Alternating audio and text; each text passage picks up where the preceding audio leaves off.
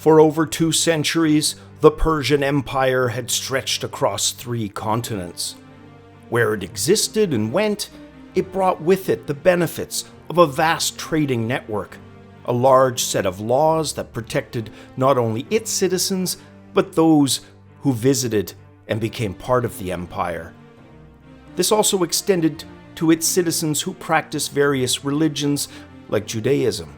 They were able to practice those religions without fearing persecution. Cyrus had founded the empire by conquering what was left of the Median, Lydian, and Neo-Babylonian empires. The empire had faced widespread corruptions and insurrection multiple times, as well as multiple incursion attempts, and yet, throughout it all, the empire stood united. However, all empires have a zenith, followed by a period of decline before joining other empires in the annals of history.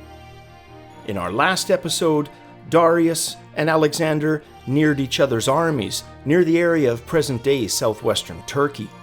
Alexander had been marching along the coastline to capture as many coastal settlements, towns, and cities as he could, with the strategy of depriving Darius and his Persian fleet a landing spot.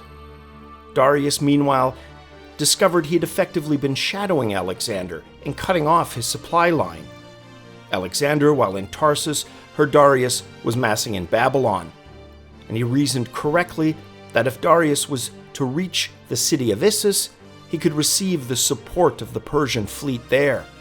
So he quickly began moving southward from Gordium through the Sicilian gates to Issus, and here at the port, Alexander would set up camp. He left wounded and sick troops at the camp to recover, and he headed southwards toward a narrow plain located between the Mediterranean Sea and the Amanus Mountains. Darius selected a northern route to advance. The Persians then recaptured Issus, and upon finding Alexander's wounded men there, promptly cut off all their hands so that none of them could pick up weapons against the Persians in the future. There's speculation about how each army moved and massed prior to the battle at Issus. Even numbers of troops on either side is disputed in the various accounts. Those estimates for the Persian army ranging from 250,000 to as high as 600,000, but revised modern estimates instead put that number conservatively at between 25,000 and 108,000 maximum. The Macedonian side, historically and recently, has been set at roughly 40,000. The Greek account states that Darius had entertained the notion of waiting for Alexander at Issus, but instead hoped to separate him from that base. Alexander marched south towards Syria, but on hearing of Darius in Issus, turned back. Here is where most agree Darius made perhaps his biggest tactical blunders. Both strategies he had entertained could have been executed successfully. However, Darius would move even further south, reaching a narrow strip of land which would see his troops fighting yet again at a disadvantage. During every empire's existence, there are brief moments capable of great change and upheaval. This battle was such a moment. Persia's very existence, its very survival, hung in the balance. It has been recorded in the same Greek sources that the weather on this day was cold and that it rained incessantly. While the thin strip of land bisected by a river would prove disadvantageous to Darius, it would prove a benefit for Alexander mobility-wise. Darius had formed his line with heavy cavalry troops concentrated nearest to the coast to his right, and a contingent of Greek mercenary phalanx, as well as his Persian infantry, to his left. He himself, as was customary for the Persians, was at its center. The sources say that placement was not Darius's only tactical mistake. He was said to have been offered a strategy by his general, Charidemus. The strategy? to split troops and allow Charidemus to first engage Alexander with half of the troops. We'll never know whether it was pride or ego, or neither or both, that saw Darius decline this strategy. We know simply that it was not executed. Charidemus was said to have uttered some words of contempt in Greek under his breath at his offer being declined.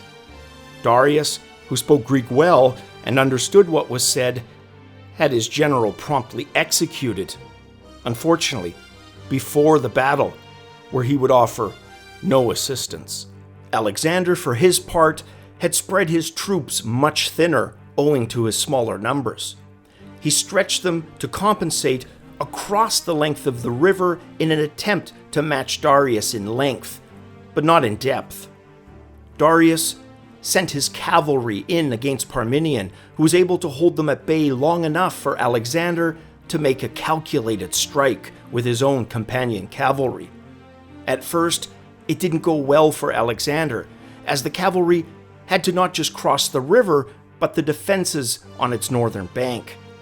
Many of his best cavalry officers and men were killed. However, Alexander's men knew precisely when to feign retreat and re-entrench themselves in alternating cycles, all in an effort to buy additional time. Here was Alexander's moment. 200 years of Persian history set to be run through in an instant. Alexander at this point was on foot, and he led the charge across the river, punching a hole directly through the Persian line, just as his right flank, which was held by Agrianians, drove back a large group of Persian skirmishers. Once through, Alexander mounted and immediately gathered his most trusted men and charged directly at Darius and his group of royal bodyguards. The Greek account states that Darius turned and fled, leaving his men to continue trying to hold the areas not punched through by the Greeks. Alexander, ever the tactician, realized that his center and left flank were stressed, and instead of continuing his pursuit of Darius, turned back and punched another hole, this time into the Persian Greek mercenaries from their rear. This caused the mercenaries to break up and also flee.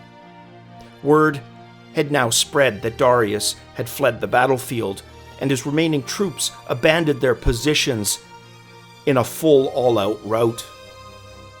After the battle, the sources say Darius had fled so fast that his own family of daughters, wife, and in-laws were left behind and promptly captured. Alexander moved along the Mediterranean coast, capturing cities along the way south. He passed through Jerusalem and Egypt, both of which welcomed him and his troops. There in Egypt, he would make plans for his future city of Alexandria along the coast, but all the while he planned for his next encounter with Darius. He had planned to march to Babylon, but on hearing Darius was at Gaugamela instead, opted to go there. He knew that a decisive battle would be necessary to finally end Darius, and by extension, the empire would be his. Darius had learned a valuable lesson in his first engagement with Alexander, and thus chose this setting of Gaugamela, where he hoped to control the variables in his favor, starting with the clearing of a large area of battlefield. Alexander's center was composed of highly skilled and disciplined phalanx infantry. Hypaspists on each side of center supported them in turn. His flanks manned by cavalry units, Thessalonians on his left and companion cavalry on his right. His smaller second rank was held by Thracian and Illyrian infantry. As in the previous battle at Issus, overall command would fall to Alexander on the right, followed by Parmenion on the left flank. In an attempt to ensure he had the flank advantage with his lower troop count, Alexander stretched his right flank beyond the cleared ground Darius had prepared for battle. Seeing this, Darius matched Alexander by stretching his lines and then sending in his left flank to prevent Alexander from overstretching any further. To do this, he sent in his left cavalry to attack Alexander's far right. The two sides collided again and again, with the Macedonians gaining the upper hand and even causing some of the Persian cavalry to flee.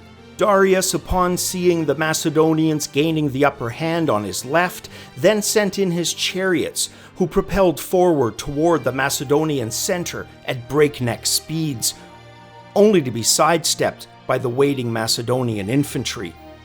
As the chariots rode straight through with their tremendous momentum, the Macedonian javelineers and infantry closed in and made short work of them. Then Mazaeus, on the Persian left flank, charged in with his cavalry towards Parmenion. The Persians hit the Macedonians with thunderous force, forcing them to give up previous ground. Parmenion was outnumbered, and as the fight went on, was beginning to become slowly enveloped by Mazaeus and his cavalry, who were slowly attempting to flank. Parmenion's men, however, were not prepared to surrender or be routed, and they entrenched themselves as firmly as they could to withstand the repeated onslaught of Mazaeus' troops. However, many of his men were lost in the process.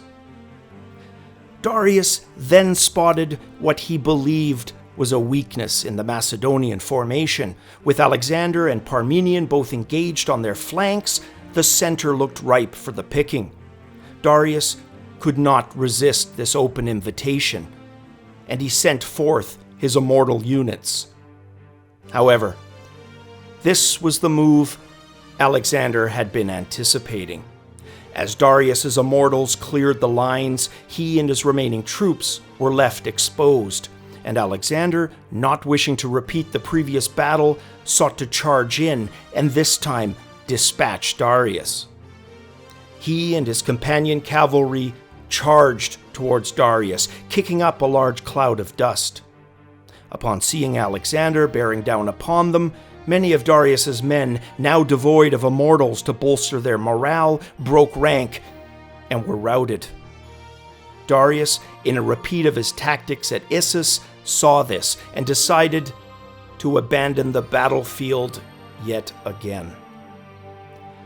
What Darius may not have realized is how close his right flank had been to dealing a decisive blow to Parmenion, and then possibly joining the immortals at the center.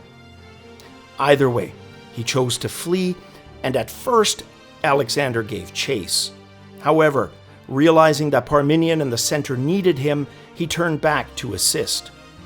Many of the remaining troops, upon seeing Darius flee, now began to abandon the battlefield themselves, and the rout was on. The Macedonians slaughtered all remaining enemy Persians and Greeks on the battlefield. Even with Darius gone, Persia was effectively his. However, this time Darius's escape would not be successful. His own general Bessus ended up killing him and ended 2 centuries of King of Kings rule. Upon hearing of this, Alexander was furious. He had Bessus captured, and he would be executed the following year. The once cohesive and vast Persian Empire was effectively Alexander's.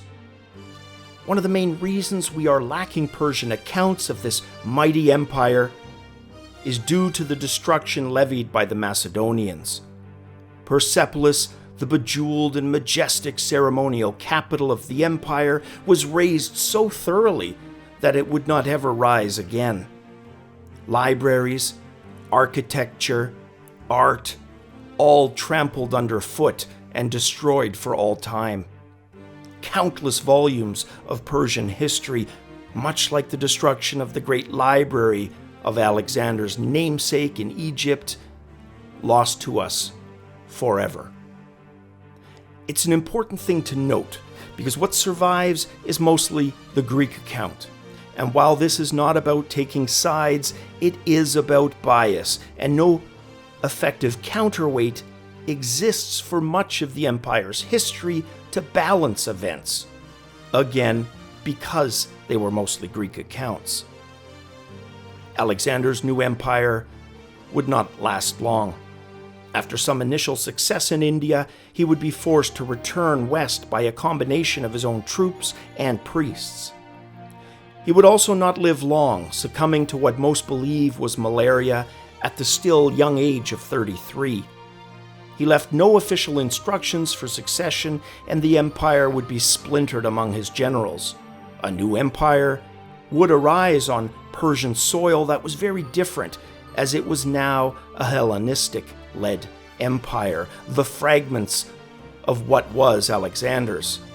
This empire would be called the Seleucid Empire, and it would last for 200 years, but for much of its existence, it would get smaller and smaller as a new empire, consisting of Iranian people again, called the Parthian Empire, would begin to swallow it up. By 125 BCE, all that remained of Alexander's legacy empire was a small footprint of land. Well, thanks everyone. This ends the series. I hope to continue with a new Persian series, this one dealing with the Parthian Empire, so look for that in the future. Guys, really appreciate your viewership throughout this series, as always, and until the next video, cheers.